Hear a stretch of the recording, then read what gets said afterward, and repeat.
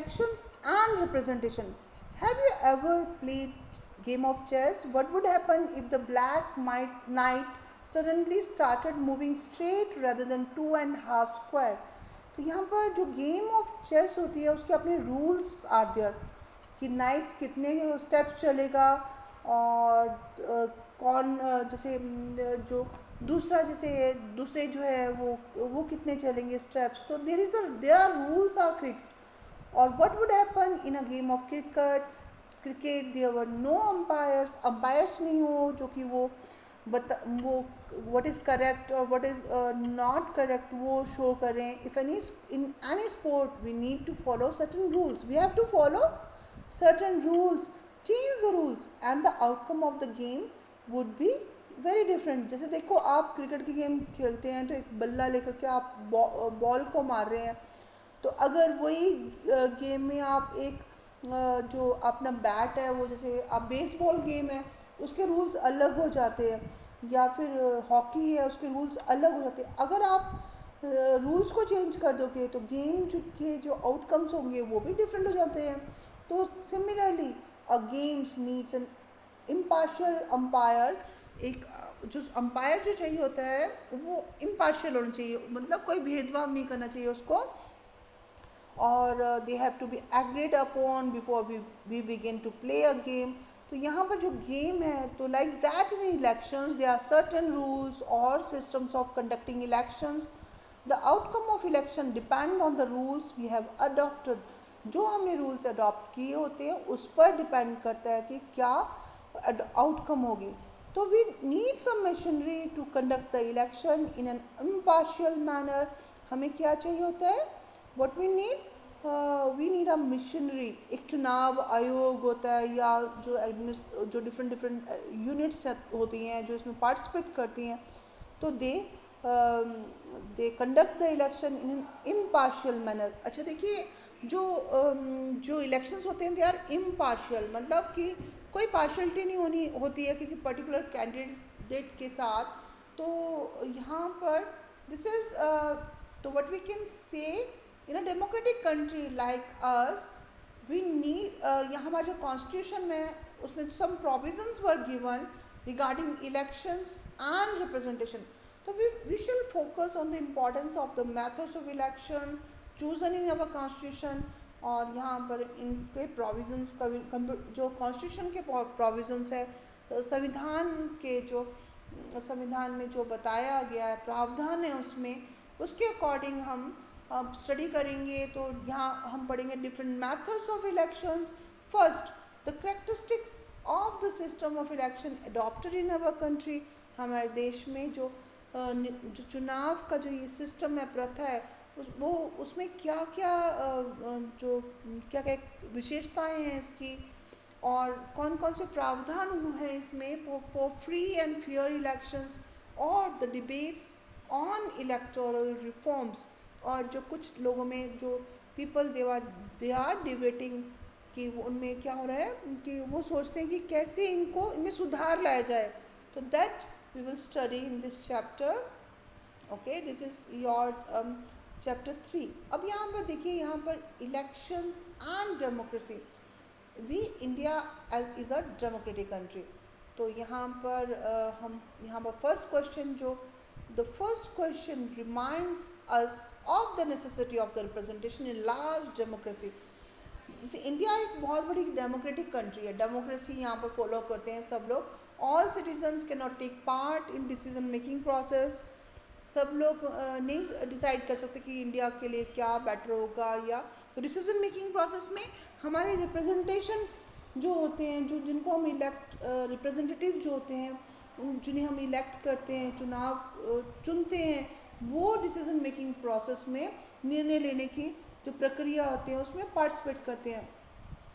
तो इसलिए इलेक्शंस जो होते हैं चुनाव बहुत इम्पॉर्टेंट है whenever we think of India as a democracy our mind invariably turns to the last election हमारा जो देश में इलेक्शन जो होते हैं इलेक्शन की जो प्रोसेस होती है उसकी तरफ हमारा ध्यान चला जाता है elections have today become the most visible symbol of the democratic process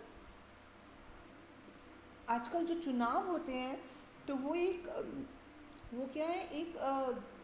this symbolises democracy. और डेमोक्रेसी जो है डायरेक्ट डेमोक्रेसी और indirect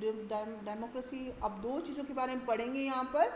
a direct democracy is one where the citizens directly participate in the day-to-day decision making and in the running of the government. Direct democracy है, direct democracy मतलब कि जो लोग हैं वो पार्टिसिपेट कर रहे हैं डिसीजन मेकिंग प्रोसेस में। और जो कि इनडायरेक्ट जो डेमोक्रेसी होती है उसमें people they choose the representative and that representative take the decision. जैसे ancient city states in Greece, जो प्राचीन जो ग्रीस यूनान के जो स्टेट्स सिटी स्टेट्स थे वो डायरेक्ट डेमोक्रेसी का एग्जाम्पल थे। वहाँ लोग people they use to sit and decide what they want। Okay, तो यहाँ पर ग्राम सभा वगैरह जो होती हैं, जो लोकल गवर्नमेंट है, that is they are the examples of the direct democracy. Okay, now the third type, second type of democracy is indirect democracy. तो अब यहाँ डायरेक्ट डेमोक्रेसी जो है it is not possible in a large country like ours, जहाँ पर lakhs and crores of people are there. That is why the rule by the people usually means rules by the people's representative. Democracy is for the people, by the people, and of the people. Okay, in such an arrangement, citizens they choose a representative who in turn are actively involved in governing and administrating the country. ऐसे सारी arrangement में जो citizens हैं, नागरिक हैं, वो अपने representative choose करते हैं, अपने प्रतिनिधि चुनते हैं जो कि पूरे देश को गवर्न करते हैं, शासित करते हैं और एडमिनिस्टर करते हैं। This method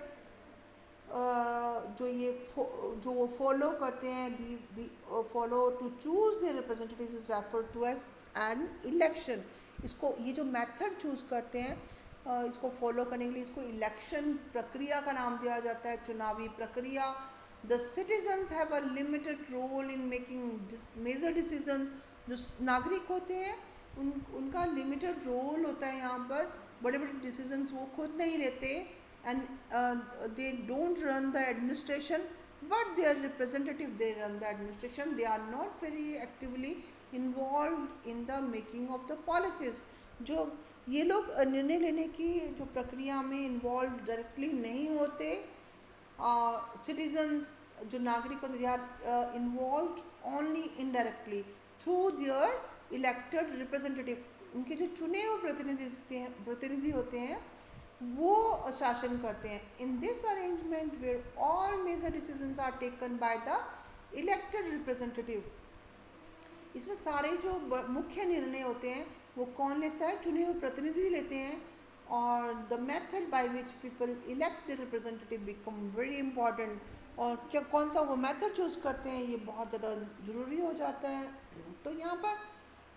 second question reminds us of the fact that not all elections are democratic. जितने भी इलेक्शंस होते हैं वो डेमोक्रेटिक हों ये पर्टिकुलरली ये ज़रूरी नहीं है। कुछ कंट्रीज़ जो लार्जली जो नॉन डेमोक्रेटिक कंट्री है जहाँ डेमोक्रेसी फॉलो नहीं की जाती है, तो जो दे आल्सो होल्ड इलेक्शंस।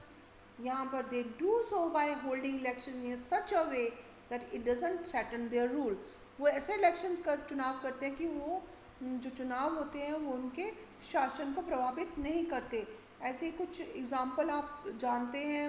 जैसे कि डेमोक्रेटिक और non democratic type of elections. आपके नियर बाई कंट्री जो पाकिस्तान है वहाँ पर भी इलेक्शंस होते हैं और prime minister is chosen but the president rule is more powerful, president is more powerful. This is where the constitution comes in. The constitution of a democratic country laid down some basic rules about elections. वो कुछ basic rules ये lay down करते हैं elections के बारे में। The details are usually left to be worked out by laws passed by the legislature. जो details होती है ना इसकी वो जो लेजिस्लेचर जो हमारी लेजिस्लेटिव असेंबली है जो कानून बनाती है, पार्लियामेंट है जो हमारे कानून बनाती है,